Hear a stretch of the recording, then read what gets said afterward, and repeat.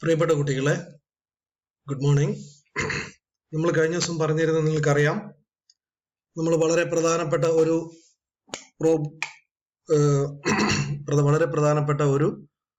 ഒരു കൺസെപ്റ്റ് ആയിരുന്നു പറഞ്ഞിരുന്നത്. അതായത് എങ്ങനെയാണ് ATP സിന്തസൈസ് ചെയ്യുന്നത് എന്നുള്ളതായിരുന്നു നമ്മുടെ പ്രധാനപ്പെട്ട topic. So today we are going to discuss about the electron transport. നമുക്കറിയാം ATP ഉണ്ടാവുന്ന സ്ട്രക്ചറിലേക്ക് നമ്മൾ എത്തിയിട്ടില്ല. ഏത് രീതിയിലാണ് ATP ഉൽപ്പാദിപ്പിക്കാനുള്ള സാധ്യതയുള്ളത് എന്നാണ് നമ്മൾ പറഞ്ഞത്. ഇനി ഏത് സ്ട്രക്ചറിലൂടെ പോയി കഴിഞ്ഞാൽ നമുക്ക് ATP ഉൽപ്പാദിപ്പിക്കാം എന്ന ഒരു ടോപ്പിക്കാണ് നമ്മളിവിടെ പറയുന്നത്. So what is electron transport? Energy from the flow of electron maintain a proton gradient across the inner mitochondrial membrane. ഇത് നമ്മൾ കഴിഞ്ഞ ദിവസം പറഞ്ഞതായിരുന്നു. ഇന്നർ മൈറ്റോകോൺഡ്രിയൽ മെംബ്രെയിൻ വഴിയാണ് നമ്മുടെ ATP ഉൽപ്പാദിപ്പിക്കുന്നത്. അതിനുള്ള ചാലക ശക്തികൾ അവിടെയാണുള്ളത് എന്നൊക്കെ നമ്മൾ പറഞ്ഞിരുന്നു. This proton gradient derives the synthesis of ATP. ഈ പ്രോട്ടോൺ ഗ്രേഡിയന്റ് ആണ് ATP ഉൽപ്പാദിപ്പിക്കുന്നത്. This process is called oxidative phosphorylation. ഇതാണ് നമ്മൾ ഇവിടെ പറയുന്നത്. രണ്ട് ടൈപ്പ് ഫോസ്ഫോറൈലേഷൻ ഉണ്ട്. ഫോസ്ഫോറൈലേഷൻ എന്ന് പറയുന്നത് ATP ഉൽപ്പാദിപ്പിക്കുന്ന പ്രോസസ്സിനെയാണ് ഫോസ്ഫോറൈലേഷൻ എന്ന് പറയാം. അതിൽ രണ്ടെണ്ണം ഉണ്ട്. ഒന്ന് ഓക്സിഡേറ്റീവ് ഫോസ്ഫോറൈലേഷൻ ആൻഡ് ഫോട്ടോഫോസ്ഫോറൈലേഷൻ. ഫോട്ടോഫോസ്ഫോറൈലേഷൻ നമുക്കറിയാം, അത് നമ്മൾ ഫോട്ടോസിന്തസിസ് വഴി ഉൽപ്പാദിപ്പിച്ചിട്ടുണ്ട്. ഇനി ഓക്സിഡേറ്റീവ് ഫോസ്ഫോറൈലേഷൻ എന്ന് പറയുന്നത് യഥാർത്ഥത്തിൽ എന്താണ്? ഓക്സിഡേഷൻ ബ്രേക്ക് ഡൗൺ ചെയ്യുന്ന സമയത്ത് ഉൽപ്പാദിപ്പിക്കുന്ന ATPയുടെ പ്രോഗ്രാമിനെയാണ് ഓക്സിഡേറ്റീവ് ഫോസ്ഫോറൈലേഷൻ എന്ന് പറയുന്നത്. ഇതിന് ഏറ്റവും പ്രധാനമായിട്ട് വർക്ക് ചെയ്യുന്ന ഒരു സ്ട്രക്ചറാണ് മൈറ്റോകോൺട്രിയ. യു നോ ദിസ് മൈറ്റോകോൺട്രിയയുടെ ഇന്നർ മൈറ്റോകോൺട്രിയൽ മെംബ്രെയിനിലാണ് ഇത് ഏറ്റവും കൂടുതൽ നടക്കുന്നത്. That we will discuss.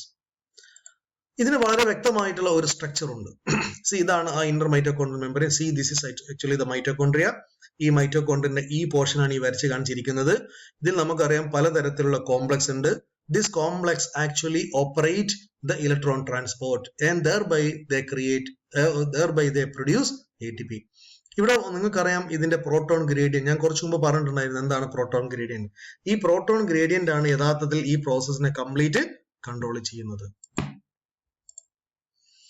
ഇത് ഓൾറെഡി ഞാൻ പറഞ്ഞിട്ടുണ്ട് എങ്ങനെ ATP ഉണ്ടാവും എന്നുള്ളത്. That we will discuss. Okay, ഇതൊക്കെ ഇതിന്റെ ബേസിക് ആയിട്ടുള്ള സ്ട്രക്ചേഴ്സ് ആണ്. യു നോ, ഇത് ഞാൻ മുമ്പേയും കാണിച്ചിട്ടുണ്ടായിരുന്നു. ഇവിടെയാണ് നമ്മളിപ്പോൾ നിൽക്കുന്നത്. So this is the part. ഈ 3 പാർട്ടും നമ്മൾ ഡിസ്കസ് ചെയ്ത് കഴിഞ്ഞു. Krebs cycle, linker reaction and glycolysis. Now നമുക്കുള്ള സാധ്യതകളാണ് നമ്മളിവിടെ പറഞ്ഞിരിക്കുന്നത്. നമുക്ക് വളരെ പ്രധാനപ്പെട്ട സാധ്യതകളുള്ള സ്റ്റെപ്പുകൾ ഇവിടൊക്കെയാണ്. നിങ്ങൾക്കറിയാം ഈ ഒരു സ്റ്റെപ്പിലൂടെയാണ് നമ്മൾ കടന്നു പോകുന്നത്. V will discuss in detail. Okay,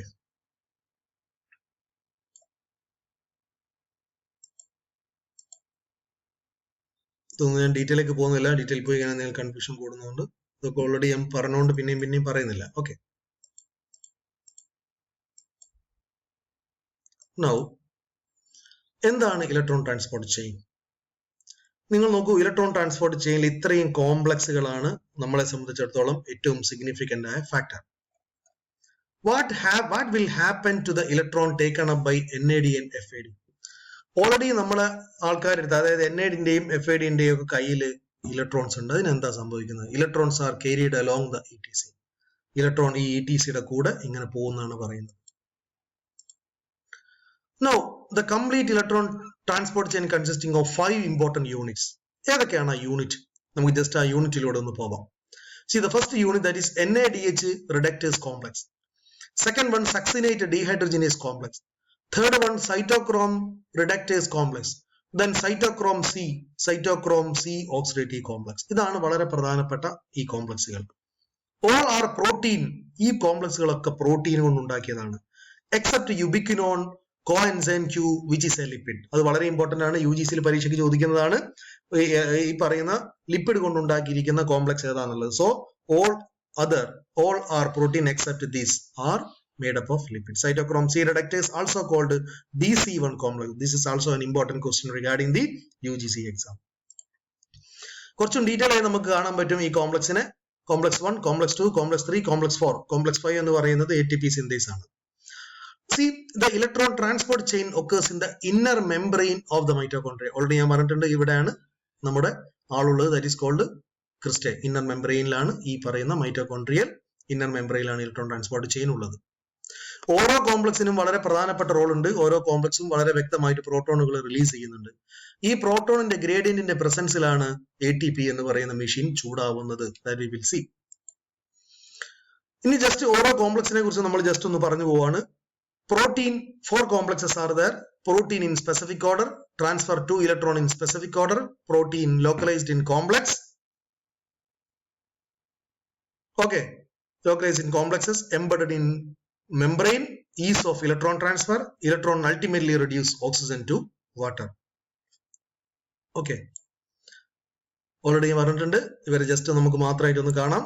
NADH dehydrogenase complex, cytochrome BC complex, cytochrome oxidase complex, ATP synthase, cytochrome C, ubiquinone, inner membrane ആണ് ഇതെല്ലാം കാണുന്നത്. Remember. Okay, this is a representation.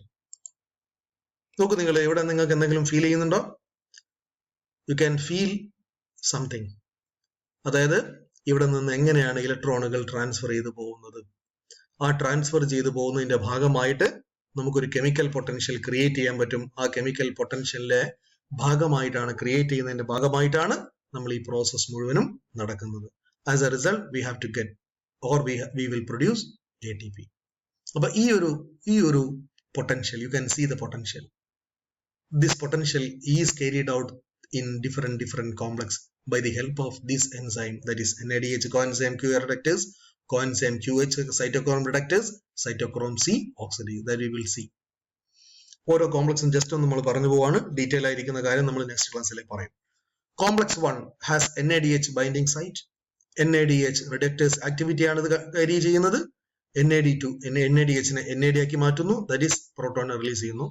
NADH FMN, FES, ubiquinone H2 and 4H plus pumped and from NADH. ഇത് just ഒരു clue മാത്രമാണ്, detail നമ്മൾ പറയും.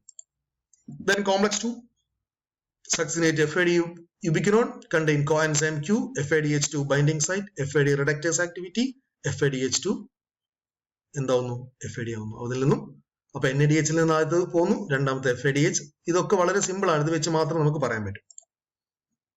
Okay, then complex 3 ubiquinone OX, while cytochrome C gets reduced, also contains cytochrome B, proton pump 4H plus add to gradient, 8H plus from NADH, 4H plus from FADH2.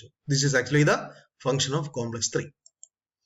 Then complex 4, reduction of oxygen, cytochrome oxidase, cytochrome A plus A3 reductase oxidize to state, or oxidize, they will form oxidized oxygen.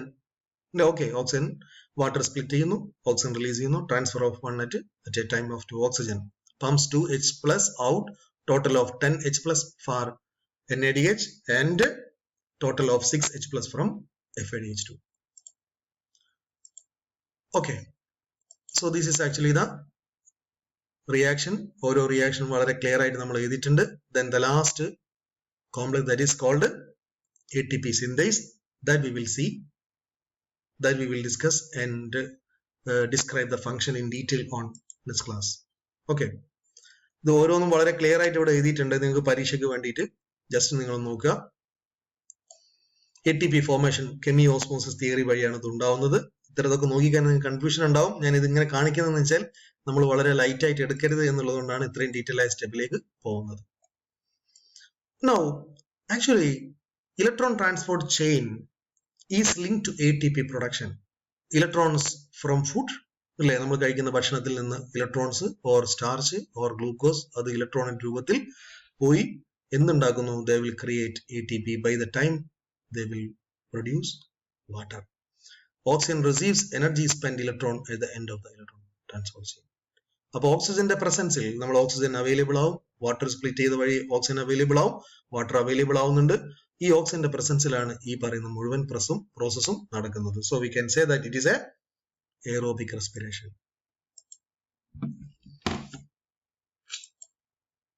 Okay, അതൊക്കെ ഞാൻ just ഒരു different step കാണിക്കുന്നത് മാത്രമേ ഉള്ളൂ. So this is the last complex. ഇത് വെച്ചിട്ടാണ് നമ്മൾ പറയേണ്ടത്. That will discuss next class. Why it is important to pump out H plus to establish a proton gradient across the inner membrane necessary for ATP synthase to generate ATP. അപ്പൊ ഈ ATP ഉണ്ടാകുന്നതിന്റെ പ്രധാനപ്പെട്ട ചാലക ശക്തി എന്ന് പറയുന്നത് ഈ proton ആണ്. ഈ proton gradient ഉണ്ടാകുമ്പോഴാണ് യഥാർത്ഥത്തിൽ ATP പ്രൊഡക്ഷൻ ഉണ്ടാകുന്നത്. യഥാർത്ഥത്തിൽ ആ പ്രോട്ടോൺ ഗ്രേഡിയന്റ് ആണ് ATP ക്ക് കൊടുക്കുന്ന കെമിക്കൽ പൊട്ടൻഷ്യൽ. ആ പൊട്ടൻഷ്യലിന്റെ ബേസിലാണ് ATP സിന്തസിസ് നടക്കുന്നത്. So in short, we can say that in this class we have discussed 5 important complex. Each and every complex has its own function. So then how ATP are synthesized, that we will discuss next class.